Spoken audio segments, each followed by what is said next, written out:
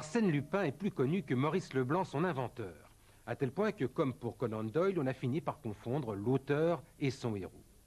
Honneur donc ce soir à l'écrivain avec ce portrait qui nous permet d'assister à la naissance de ce Lupin qui fit le bonheur de plusieurs générations et dont Leblanc avouait avec quelque agacement qu'il était devenu son prisonnier. Alors le gentleman cambrioleur est-il sorti de l'imagination d'un gentleman écrivain? Eh bien c'est ce que vous allez découvrir dans ce portrait de Bernard Kézanne, Jacques de Roire et Nicole Berkmans. C'est le numéro 108 de cette collection.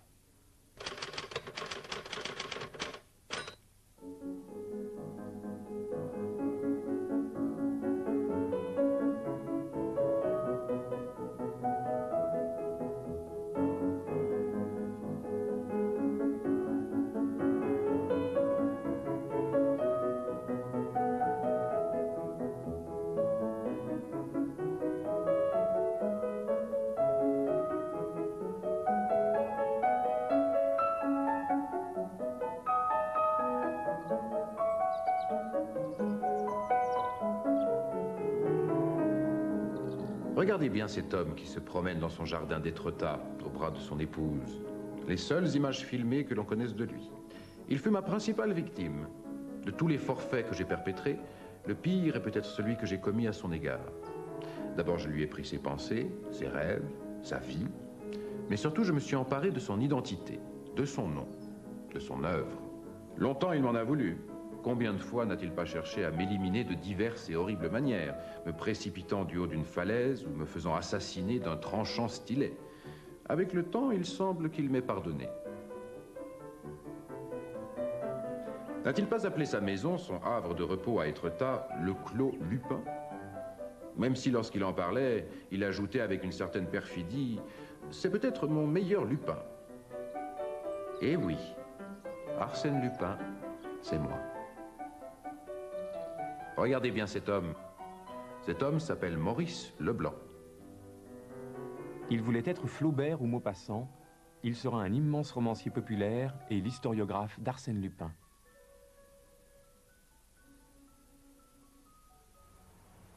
Maurice Leblanc est né à Rouen le 11 décembre 1864, aux 2 rue Fontenelle, près des quais de la Seine, cadre de ses premiers romans. C'est Achille Flaubert, le frère de Gustave, médecin à l'Hôtel-Dieu, qui le mit au monde. Peut-on rêver meilleur parrainage pour un écrivain? Maurice en tirait une certaine fierté. Par ailleurs, sa grand-tante ayant épousé un cousin du père de Flaubert, il laissait entendre que la famille Leblanc avait bien connu l'auteur de Madame Bovary. Les ancêtres rouennais de Maurice étaient de condition modeste. Son arrière-grand-père tailleur de pierre, son grand-père carrossier. Son père, Émile, réussit à devenir l'un des principaux négociants en charbon et en transport maritime de Rouen. Il épouse Blanche Brohy, riche orpheline d'un milieu de filateurs. Les figures de père sont très rares dans les aventures d'Arsène Lupin et dans les autres œuvres de Maurice Leblanc. Le seul personnage qui ait été négociant en charbon, comme il était le père de Maurice Leblanc et que Maurice ait mis en scène dans son œuvre, c'est Gustave Jérôme, dans Victor de la Brigade mondaine. Et c'est un personnage qui est très peu sympathique, qui fréquente surtout des gros industriels, des manufacturiers, et qui ne s'intéresse pas du tout à la littérature. Et en fait, on peut en déduire que Maurice Leblanc n'a pas conservé un excellent souvenir de son père. En revanche, sa mère, qui est décédée beaucoup plus tôt que son père, semble avoir laissé chez lui des souvenirs très vifs. Il en a très souvent parlé. Dans beaucoup de textes autobiographiques, il a mis en scène sa mère, et toujours avec beaucoup d'émotion. La mère, celle qui se penche sur nos petits lits pour écouter l'aveu de nos mensonges innocents, celle qui nous éveille à la vie du cœur et qui mêle à nos instincts de garçons égoïstes et indifférents les premières notions de bonté, les premières aspirations généreuses, quelquefois même un peu de cet héroïsme dont elle semble l'incarnation vivante.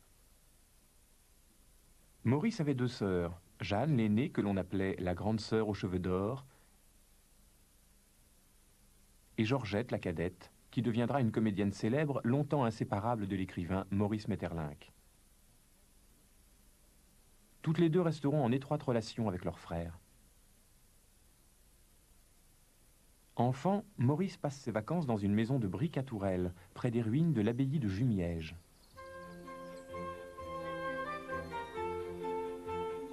Le seul nom de Jumièges a toujours été pour moi la plus douce évocation de mon enfance. Toute la beauté de la nature qui se mêle aux ruines et du passé qui l'entrelace au présent m'y fut révélée.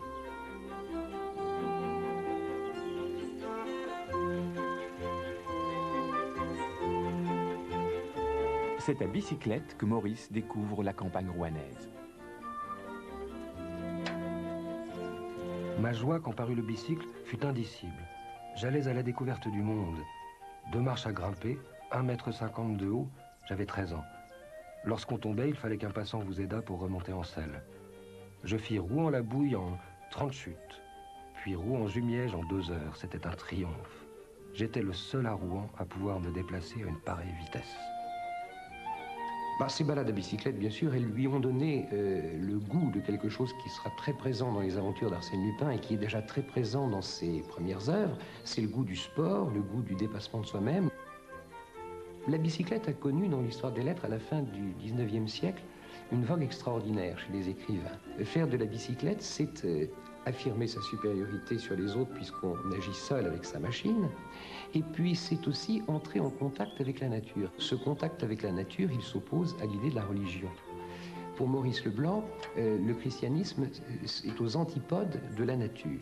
C'est ce qui a appris à considérer l'action d'aimer comme un péché, par exemple. Alors que pour lui, faire de la bicyclette, c'est vraiment affirmer sa liberté, affirmer un certain idéal de vie.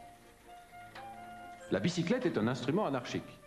En cette fin de siècle où la vieille société s'écroule, l'homme cherche à se manifester en efforts individuels. L'énergie de chacun remplace l'absolutisme des foules. La bicyclette contient le germe des plus nobles initiatives et développe les plus solides qualités personnelles. Ne remarquez-vous pas d'ailleurs que son apparition coïncide avec la naissance des doctrines anarchistes?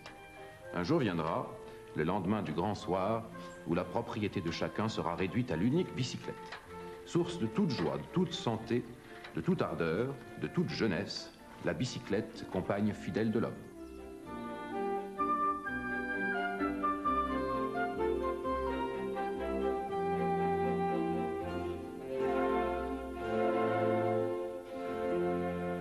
Hélas, il y a les rentrées de classe. Maurice fait toute sa scolarité au lycée Corneille de Rouen. Bien que brillant élève, il ne garde en mémoire que de sombres souvenirs du sinistre lycée. Une prison, en vérité, n'est-ce point par là que l'homme commence? Dès qu'il pourrait prendre goût à l'espace, à l'indépendance, à la beauté des choses, au spectacle du ciel et de l'horizon, on l'enferme. Cette horloge sonne encore à mon oreille comme un glas. À droite de la grille, cette porte basse claque sur moi comme la porte d'une prison. Ce qu'on voit, c'est que Maurice Leblanc était presque toujours 2e au classement général. Ce qui est amusant, c'est que quand il est en 6e, le premier s'appelait Léon Dudouis, et que Léon Dudouis sera le nom d'un policier que Arsène Lupin, évidemment, prendra plaisir à berner. Quant aux 88 prix que j'ai obtenus en pension ou au lycée, je n'y pense jamais que pour regretter les efforts qu'ils m'ont coûtés. Que de temps perdu, que j'aurais mieux employé à jouer ou à ne rien faire. Le soir, Maurice retrouve l'atmosphère austère de la maison de la rue du Bailliage, demeure cossue face au square Solferino que ses parents achètent en 1873. Heureusement, il y a les dimanches. Maurice Leblanc, enfant, a fait toutes les promenades, font les Rouennais, c'est-à-dire que le dimanche, on va volontiers à la Bouille, parce qu'il y a un service de bateau qui, en 1 heure, joint Rouen à la Bouille. La Bouille est un charmant petit village sur une boucle de la Seine avec des falaises, et à la Bouille, on va se régaler dans un restaurant. Les restaurants de la Bouille étaient célèbres à l'époque pour leur douillon, c'est-à-dire pour des fruits cuits dans une pâte, et pour leur matelote d'anguille. Et on allait en général là-bas le dimanche, et Maurice Leblanc se souviendra bien sûr de ses promenades sur le bateau de la Bouille. Il se souviendra aussi et surtout que, comme pratiquement tous les Rouennais qui prenaient ce bateau, ont tâché, quand on passait au large de Croissé, d'apercevoir dans la fenêtre de son pavillon la silhouette de Faubert, qui habitait là.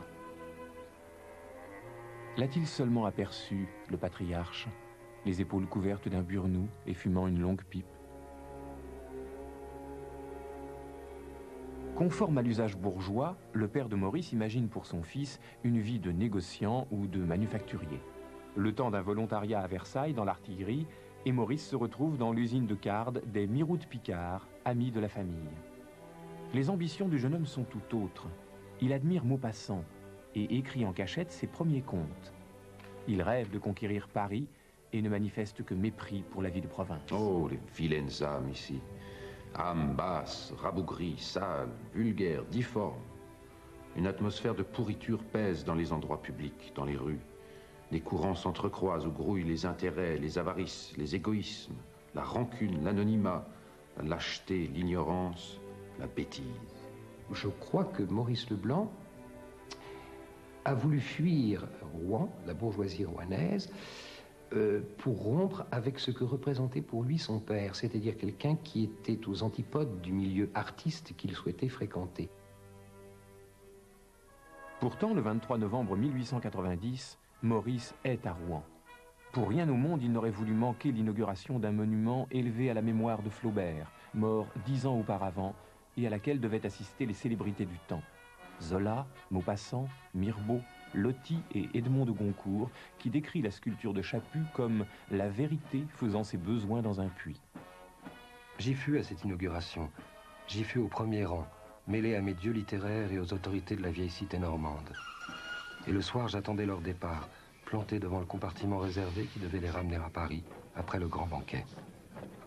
C'est au sortir du tunnel Sainte-Catherine, alors que Maupassant grognait à propos de je ne sais plus quoi, et que Zola déclarait qu'on avait mangé comme des cochons, que Goncourt s'écria. Mes petits amis, j'espère que vous n'allez pas bavarder comme ça jusqu'à Paris, hein. Moi, je suis crevé. Tous ces trucs d'inauguration me fichent par terre. Je dors.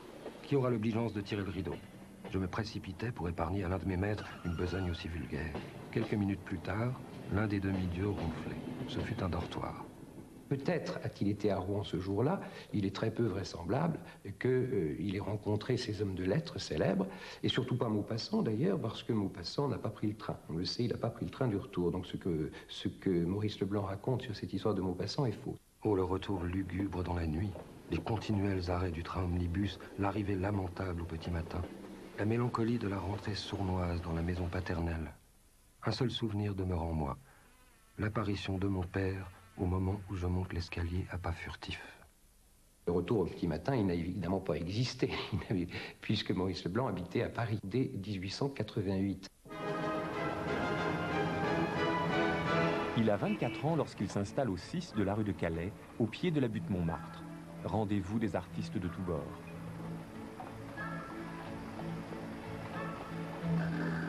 Maurice les rencontre dans les cabarets à la mode. Ses amis sont René Moreau, le directeur d'éphémères revues, Alphonse Allais, l'humoriste pince sans rire de Honfleur, Maurice Denay, qui entame une carrière de dramaturge, et le dessinateur Steinlen, qui domine Paris dans une petite maison au milieu de ses chats. Enfin, Maurice peut se consacrer à la littérature grâce à l'héritage laissé par sa mère, et surtout parce qu'il épouse en janvier 1889 Marie Lalanne, richement dotée. En mars 1890, il publie dans la luxueuse revue illustrée son premier conte, Le Sauvetage, qui se déroule déjà à Étretat. En novembre, il fait paraître chez Ernest Kolb Des couples, recueil de contes dédiés au maître Guy de Maupassant, qu'il dira avoir rencontré à plusieurs reprises à la Guillette, la propriété de Maupassant dans le vallon d'Étretat. Si on peut douter de la véracité de cette rencontre, il est indéniable qu'à cette époque, Maurice passe les mois d'été non loin de là, à Vaucotte, dans la villa familiale de son épouse, avec leur fille Marie-Louise. Il travaille dans une caloge, barque renversée transformée en bureau, à l'époque recouverte d'un toit de chaume, et s'inspire des environs, Fécamp, Criquetot, Étretat. Sur cette même côte normande, il fait la connaissance de Marcel Prévost, que le roman Les Demi-Vierges devait rendre célèbre. Marcel Prévost le fait entrer au Gil Blas, journal républicain conservateur qui accordait une large place à la littérature. Villiers de l'Isle-Adam, Zola, Mirbeau et Maupassant y avaient collaboré.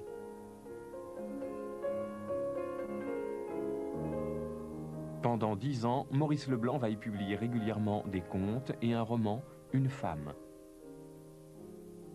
Début prometteur qui lui valent une lettre élogieuse de Léon Bloy, pourtant avare de compliments. C'est du Maupassant si on veut, mais alors du Maupassant très supérieur, du Maupassant au bord des gouffres, insufflé par le plus âpre Flaubert. Dans le même esprit, Jules Renard lui écrit, après avoir lu Les Heures de mystère, « Vous appellerai-je digne héritier de Maupassant?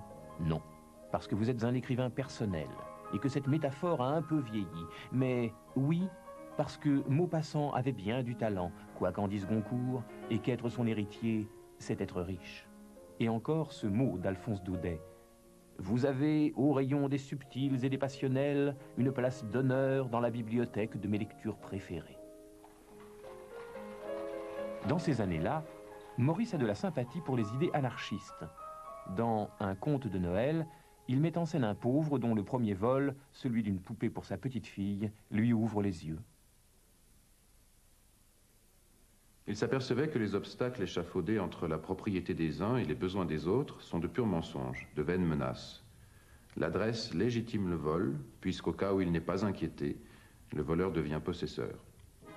N'est-ce pas Arsène Lupin qui se profile dans ce texte de 1893 ? À 34 ans, Maurice Leblanc se sent au sommet de la gloire. Mondain, il fréquente, grâce à sa sœur Georgette, les milieux artistiques. Venue le rejoindre à Paris, elle devient très vite une cantatrice lyrique. Un jour, Maurice lui dit « Il existe un écrivain extraordinaire, le Shakespeare belge, c'est Maurice Maeterlinck. » Admirative, Georgette décide « Je serai sa femme. » Et c'est ainsi que cela se passe. Elle le rencontre à Bruxelles, devient sa compagne, sa muse et son interprète. Elle s'installe avec lui à Paris, Villa Dupont, dans un logis d'artistes qu'elle transforme en salon littéraire et musical. On y croise Rodin, Anatole France, Jules Renard, Oscar Wilde, Barrès, Mallarmé, Massenet et beaucoup d'autres. Mais la roue tourne et aux alentours de 1900, Maurice Leblanc est la proie de premières amertumes. Son recueil de nouvelles, Les Lèvres jointes, passe inaperçu, de même que L'Enthousiasme, beau roman autobiographique auquel il avait travaillé avec acharnement. Et sa pièce, La Pitié, ne sera hélas jouée que 8 fois, laissant spectateurs et critiques indifférents. À cela s'ajoutent d'autres soucis. Maurice divorce d'avec Marie Lalanne. Il vit avec Marguerite Wormser, elle-même encore mariée. Les problèmes qu'elle rencontre pour obtenir le divorce, ajoutés au tracas financier, rendent Maurice neurasthénique. Pour faire face à l'alimentaire, ce passionné d'automobile accepte d'écrire des contes sportifs pour le journal L'Auto. L'automobile et le revolver sont des instruments propres à provoquer un vertige de puissance à quiconque les utilise, puisque chacun d'eux développe une énergie hors de proportion avec celle nécessitée par le geste qui la libère.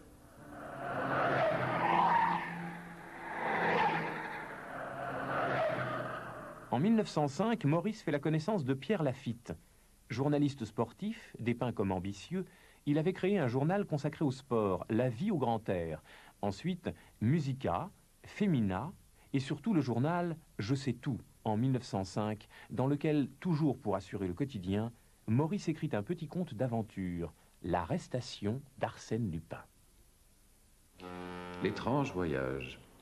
Il avait si bien commencé, cependant. Pour ma part, je n'en fis jamais qui s'annonça sous de plus heureux auspices.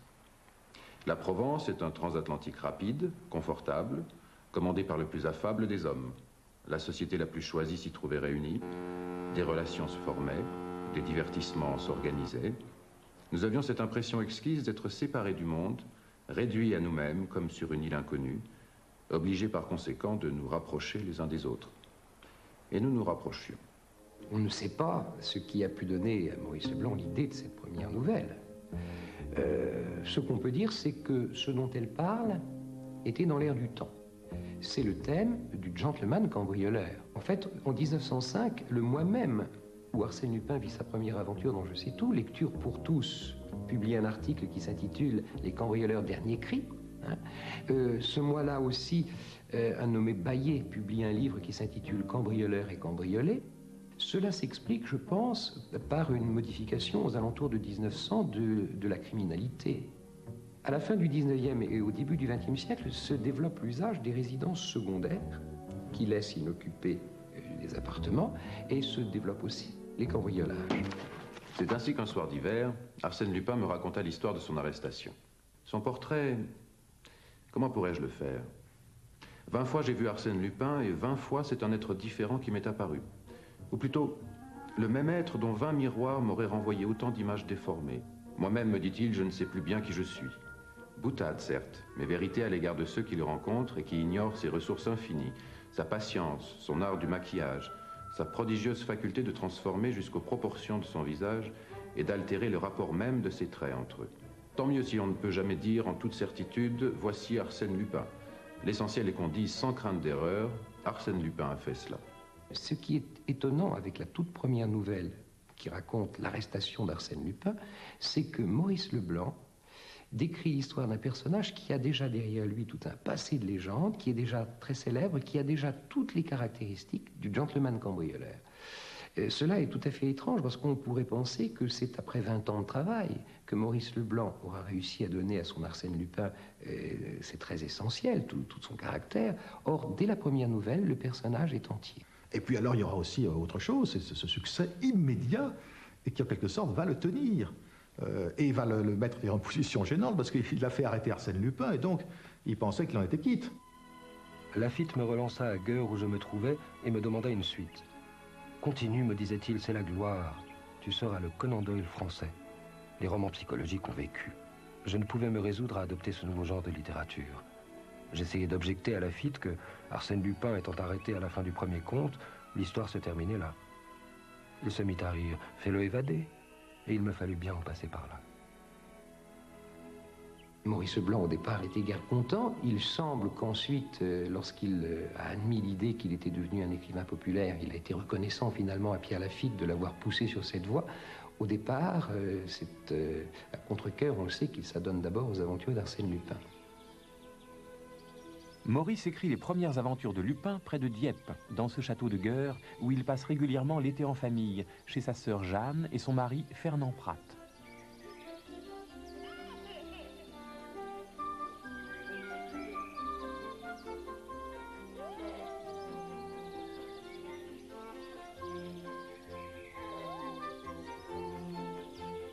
À Gœur, le bureau de Maurice Leblanc est situé dans l'orangerie du château, dont on retrouve la description dans La Comtesse de Cagliostro.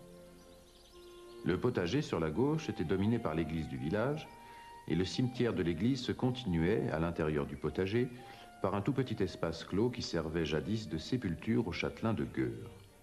De fortes grilles l'entouraient, des ifs s'y pressaient.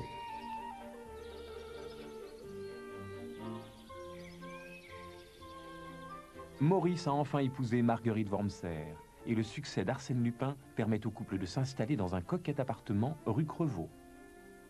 La revue Femina décrit Maurice comme le Conan Doyle français et le photographie auprès de son épouse et de leur fils Claude.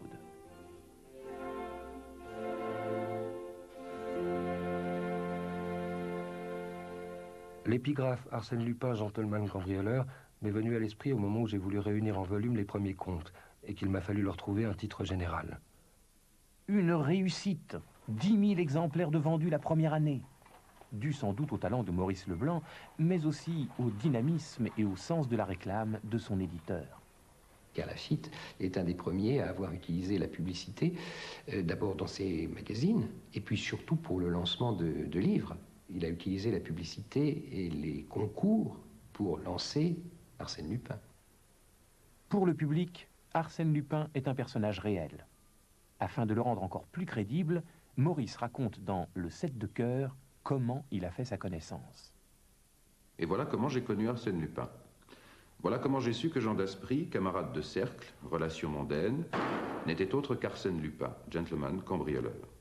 Voilà comment j'ai noué des liens d'amitié fort agréables avec notre grand homme, et comment peu à peu, grâce à la confiance dont il veut bien m'honorer, je suis devenu son très humble, très fidèle et très reconnaissant historiographe. Pour faire vrai, l'illustrateur de Je sais tout s'est amusé à donner à cet historiographe les traits de Maurice Leblanc. Le contrat qu'il signe avec Laffitte en 1907 précise que Maurice Leblanc s'engage à donner à Laffitte au moins un volume d'aventures policières chaque année. Alors on ne disait pas aventures policières à l'époque, sur le contrat c'était études de mœurs policières. Et disait le contrat, au cas où l'un de ces livres se serait vendu à moins de 3000 exemplaires, le dit contrat serait rompu. Ce qui voulait dire que Maurice Leblanc, pour avoir le succès, était condamné à continuer dans cette série des aventures populaires. Condamné peut-être, mais dans une prison dorée qui prend l'allure, en 1911, au fond de la villa errant, d'un bel hôtel particulier de 3 étages, loué pour 36 ans.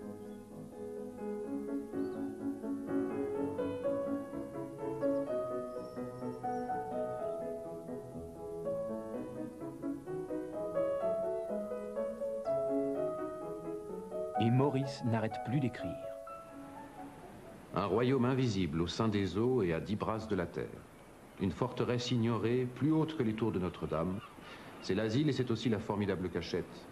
Tous les trésors des rois, grossis de siècle en siècle, tout l'or de France, tout ce qu'on extrait du peuple, tout ce qu'on arrache au clergé, tout le butin ramassé sur les champs de bataille de l'Europe, c'est dans la caverne royale qu'on l'entasse.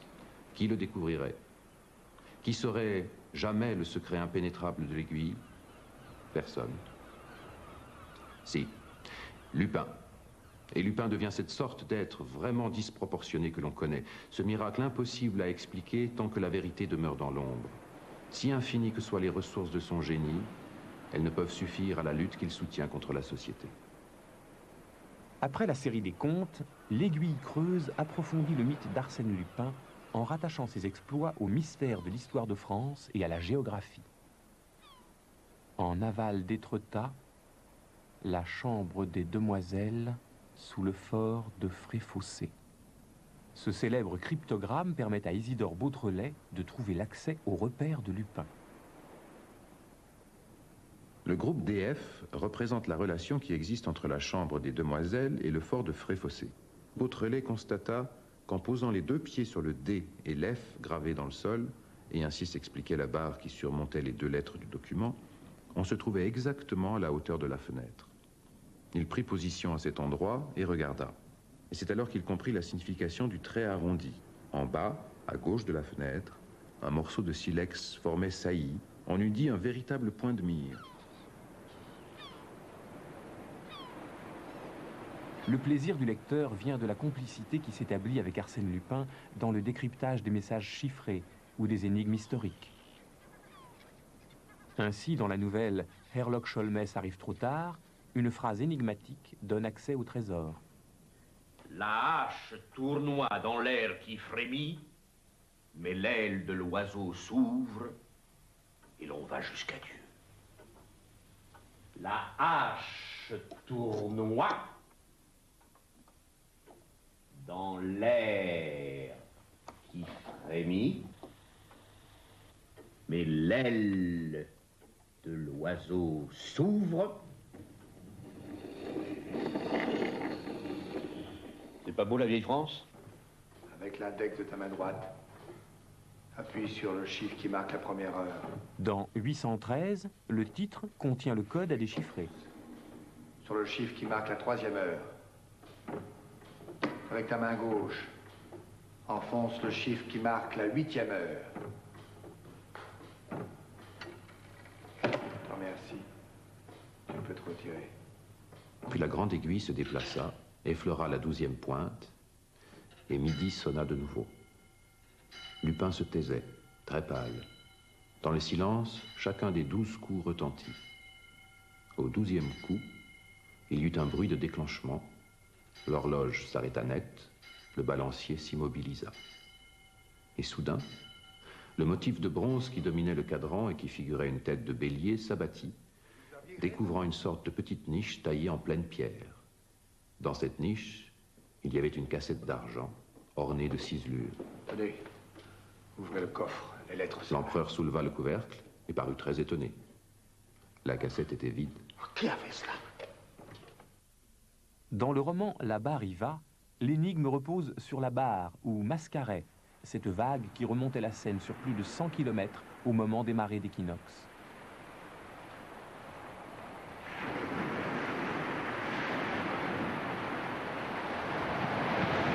Le vent bousculait les arbres et se ruait de l'Occident à travers la vallée de la Seine, âpre, intraitable, tumultueux, bouleversant le large fleuve qui venait à sa rencontre. Sous la poussée formidable de la marée, que le vent soulevait et décuplait, l'énorme vague devait déferler dans la Seine, emplissant la vallée de remous de montagnes d'eau qui bondissaient et tourbillonnaient.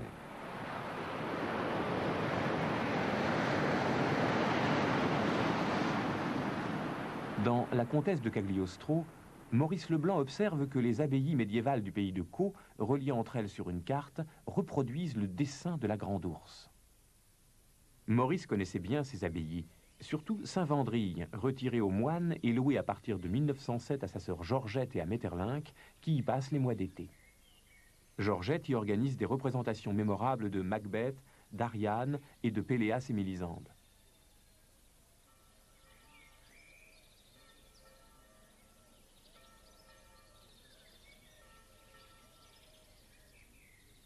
En 1910, Maurice franchit une étape importante de sa carrière. En devenant le feuilletoniste attitré du journal, il passe du mensuel au quotidien et voit sa signature au rez-de-chaussée, comme on disait alors.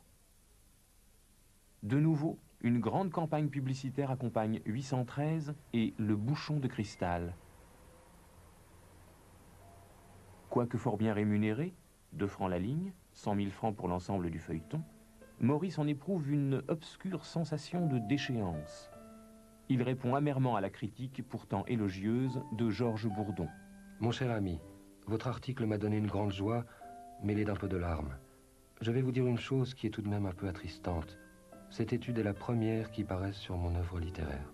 Je n'en ai conçu, bien entendu, aucune amertume, mais enfin, j'ai passé à un autre genre d'exercice. Rien ne m'empêchera un jour de revenir à ce que je n'ai pas cessé d'aimer. Pense-t-il au théâtre pour lequel il est resté fasciné? En 1908, à l'Athénée, il met en scène une adaptation écrite avec Francis de Croisset des aventures d'Arsène Lupin. C'est le jeune André Brûlé qui interprète Arsène Lupin, duc de Charmerace. On le voit ici en répétition avec Francis de Croisset à droite et le dessinateur Siem à gauche qui prend des croquis. Songez que j'ai joué plus de 1500 fois à Paris Arsène Lupin. J'ai joué Arsène Lupin sous toutes les latitudes et devant les auditoires les plus divers. Tenez, je l'ai même joué une fois à Saint-Pétersbourg, à la cour du tsar. Il s'agissait d'une représentation strictement privée puisqu'il n'y avait ce jour-là que 6 spectateurs. Le tsar, l'impératrice, le grand-duc et la grande-duchesse Vladimir, le grand-duc Boris et le grand-duc André. Ah, il y avait aussi le grand maréchal de la cour, le prince Orloff. Pendant la représentation, avant d'entrer en scène, j'étais entouré de policiers qui vérifiaient si mon revolver n'était pas chargé. Et quand je suis arrivé avec la bombe, alors là, ça a été terrible. Je leur montrais que c'était une balle en caoutchouc maquillée. Non, il était rassuré qu'admis, vous savez. Le 3e acte est très fatigant, vous le savez, pour Lupin. Et à un moment, le tsar a interrompu la représentation pour me dire « Mais que c'est dur, monsieur Brûlé, mais reposez-vous donc !» Le succès de la pièce de théâtre a été extraordinaire. C'est même un succès qui nous étonne aujourd'hui parce qu'elle a bien vieilli, à la différence des romans de Maurice Leblanc. Mais cette pièce a quand même connu de 1908, ça date de sa création, jusqu'après la guerre de 39-45, un succès continu. Si bien que pour beaucoup de gens, Arsène Lupin s'est identifié avec André Brûlé, qui a été, pendant 40 ans, son interprète principal. Pour moi, Maurice Leblanc, c'était Arsène Lupin, et Arsène Lupin, c'était André Brûlé. À l'époque, il jouait la pièce, il l'avait reprise d'ailleurs, et le physique ne correspondait pas du tout. Parce que mon beau-père, enfin, il n'était pas encore mon beau-père, était un vieux monsieur à moustache, très bourgeois, très gentil, très doux, mais c'était pas Arsène Lupin. Maurice passe les mois d'été au château de Tancarville, loué par sa sœur Jeanne. La tour de l'Aigle, à une extrémité du domaine, lui sert de bureau. À nouveau, on le sent inspiré par ce cadre médiéval. C'est à Tancarville, en août 1914, que la déclaration de guerre le surprend. Il est trop âgé pour combattre. Il partage avec Barrès l'idée du devoir patriotique des écrivains. Il correspond avec lui abondamment. Il s'occupe, à la Société des gens de lettres, de la médaille Barrès, remise aux familles des écrivains morts au champ d'honneur. Il souhaite combattre par la plume. Le patriotisme déjà présent dans 813, où il oppose Lupin à Guillaume II, s'accentue avec les contes héroïques qu'il donne au journal. Les horreurs de la Grande Guerre envahissent l'œuvre de Maurice Leblanc. Et soudain la terre trembla. L'espace s'obscurcit sous une nuée de sable et de poussière d'où jaillissaient toutes sortes de matériaux et de débris. L'ennemi avait fait sauter le château. Quand ils eurent franchi la grille, le spectacle de la cour bouleversée, des tourelles éventrées, du château anéanti, des communs en flammes, des agonisants qui se convulsaient, des cadavres amoncelés, les effraya au point qu'ils eurent un mouvement de recul. Contre le mur d'un petit pavillon, il y avait debout 2 cadavres attachés à des anneaux par la même chaîne qui leur encerclait le ventre. Paul reconnaissait Jérôme et Rosalie. Ils avaient été fusillés. À côté d'eux, la chaîne continuait. Un 3e anneau était scellé au mur. Du sang souillait le plâtre et des traces de balles étaient visibles. Sans aucun doute, il y avait eu une 3e victime et le cadavre avait été enlevé. En s'approchant, Paul remarqua dans le plâtre un éclat d'obus qui s'y était incrusté. Au bord du trou, entre le plâtre et le fragment de projectile, on voyait une poignée de cheveux. Des cheveux blonds aux teintes dorées. Des cheveux arrachés à la tête d'Élisabeth. Paul se précipita sur son chef. Il avait un air de démence, et il articula en brandissant son fusil. « Ils l'ont tué, mon colonel. Oui, ils ont fusillé ma femme. Tenez, contre ce mur, avec les 2 personnes qui la servaient, ils l'ont fusillée. Elle avait 20 ans, mon colonel. Ah, il faut les massacrer tous, comme des chiens. » Lupin se met au service de la France. L'ennemi, c'est le Boche. Ses aventures deviennent noires, peuplées de drames étouffants. C'est un fait que Maurice Leblanc est assez germanophobe. Ce qu'on peut dire aussi, c'est que dans les Léo 30 cercueils, il y a des thèmes qui sont vraiment une préfiguration, comme une vision anticipée du nazisme. Maurice Leblanc a perdu son regard anarchiste bon enfant, et Lupin n'est plus le rebelle de la belle époque. Arsène Lupin vit toujours en marge de la société et en opposition avec ses lois. Mais c'est aussi un patriote. Au fond, il est chauvin, cocardier, épris de gloire et de panache, réactionnaire en diable, bref, un bourgeois capitaliste et bien pensant. Un bourgeois, comme Maurice Leblanc, qui achète en 1919 à Étretat une superbe villa qu'il baptise Le Clos Lupin. Il dessine lui-même le plan du jardin, dont les pelouses taillées en triangle rappellent le succès du Triangle d'Or, et l'agrémente de rosiers grimpants. Il fait réaménager la façade, supprimer quelques corniches en bois découpé qui lui semblent trop voyantes et remplacer les colombages entrecroisés par des colombages verticaux, davantage dans l'esprit cauchois. C'est au Clos Lupin que Maurice, en pensant à sa sœur, écrit « La demoiselle aux yeux verts ». L'héroïne, Aurélie, y prend les traits de Georgette. Elle traverse une période difficile. Maeterlinck l'a abandonnée. Elle quitte la France pour les États-Unis. En 1924, de retour à Paris, elle produit et interprète L'Inhumaine de Marcel L'Herbier, film avant-gardiste qui réunit les plus grands noms de l'époque, l'architecte moderne Mallet Stevens, le jeune décorateur Alberto Cavalcanti, le peintre cubiste Fernand Léger et le couturier Paul Poiret. Pierre Macorlan écrit le scénario et Darius Milhaud la partition musicale. Georgette a 55 ans et y interprète le rôle d'une femme fatale.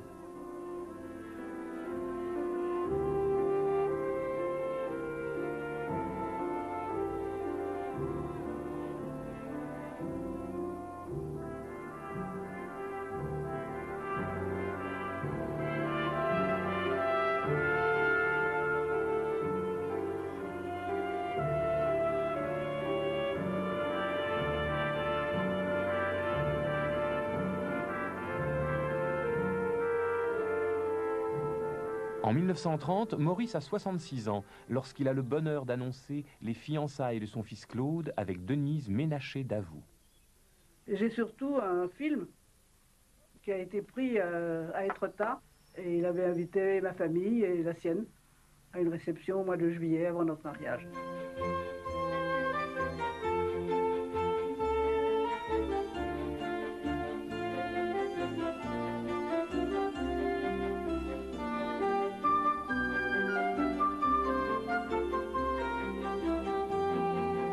Décrire mieux que sur les photos. C'était un vieux monsieur qui se tenait encore assez droit, un peu chauve, avec une moustache, très de son époque. Il n'essayait pas du tout de se mettre au goût du jour. Il s'habillait de manière un peu excentrique, quelquefois il avait une lavalière, souvent des nœuds papillons, très souvent un châle sur l'épaule qu'on lui voit sur pas mal de photos, et un grand chapeau. Ça, le grand chapeau, c'était sa marque de fabrique. Une canne, en général. Pas tellement pour s'aider à marcher, parce qu'il marchait bien. Il avait gardé un côté dandy. Mais c'était un homme adorable. Vraiment, vraiment charmant.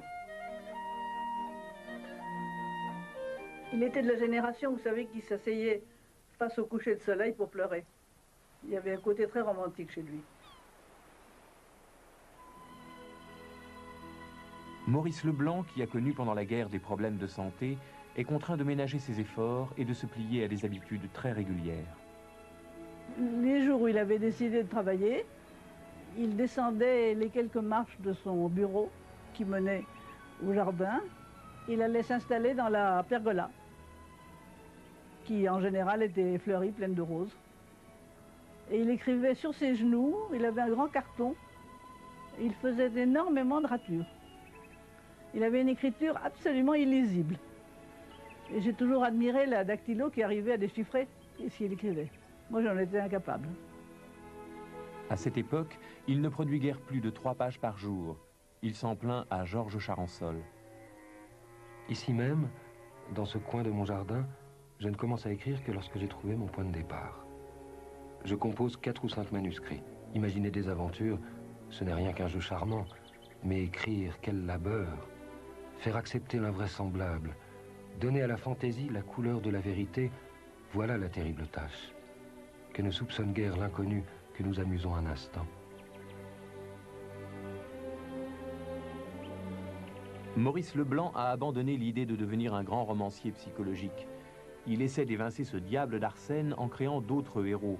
Mais Dorothée, danseuse de cordes, La vie extravagante de Balthazar ou Le prince de Jéricho ne s'imposeront jamais face à Lupin, merveilleusement inspiré dans Les 8 coups de l'horloge, La comtesse de Cagliostro, La demeure mystérieuse ou La Bariva. Au milieu des années 30, il renoue avec ses débuts littéraires en mélangeant aventure et érotisme dans L'image de la femme nue et Le scandale du gazon bleu. Il aura tout tenté pour forcer le destin. Celui qui écrivait le 7 juillet 1930, à la mort de Conan Doyle, l'immortel créateur de Sherlock Holmes. Celui qui vient de mourir n'est pas près de mourir dans la mémoire des hommes. Créer un type, ne fût-ce qu'un seul, ne pensez-vous pas que ce soit la marque de quelque souffle intérieur? En 1939, Maurice passe pour la dernière fois l'été à Étretat. Fidèle, il se rend comme beaucoup d'écrivains de son temps à l'auberge des Vieux Plats, à Gonneville-la-Mallet. La dernière fois que je l'ai vu, moi, c'était en 1939. Il déjeunait là-bas au fond, il était halluciné par ses personnages. Il mangeait avec son chapeau, son cache-colle sur la tête, et il se cachait les yeux. Déjà, dans la nouvelle qui s'appelle Le 7 de cœur, il était un peu envoûté par son personnage et il avait l'impression que c'était lui qui le dirigeait. Il a eu une petite attaque certainement en 1935 à la suite d'un refroidissement. Et à ce moment-là, cet envoûtement a pris des proportions un peu plus importantes. Il était littéralement annihilé par son personnage, par certains côtés. C'était Lupin qui lui faisait faire tout ce qu'il voulait faire. Et cette façon de voir les choses, ça a été jusqu'à la fin de sa vie son principal sujet de préoccupation. Beaucoup de gens ont raconté que Maurice Leblanc avait fini par croire en la réalité de cet Arsène Lupin qui, pendant 30 ans, avait peuplé ses insomnies. C'est à Perpignan qu'il s'éteint, en novembre 1941, quelques jours après sa sœur Georgette. Le même mois paraît chez Hachette son dernier roman, Les milliards d'Arsène Lupin. Exhumé 6 ans plus tard, le corps de Maurice Leblanc repose désormais au cimetière Montparnasse.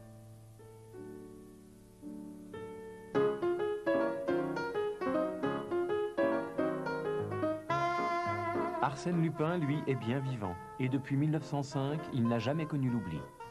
Décrié par les uns, adulé par les autres, des thèses lui sont consacrées, des clubs de lupiniens créés. Traduit dans le monde entier, son succès est international et les adaptations innombrables. De l'opérette dans laquelle Jean Gabin fait ses premiers pas, aux différents traitements cinématographiques.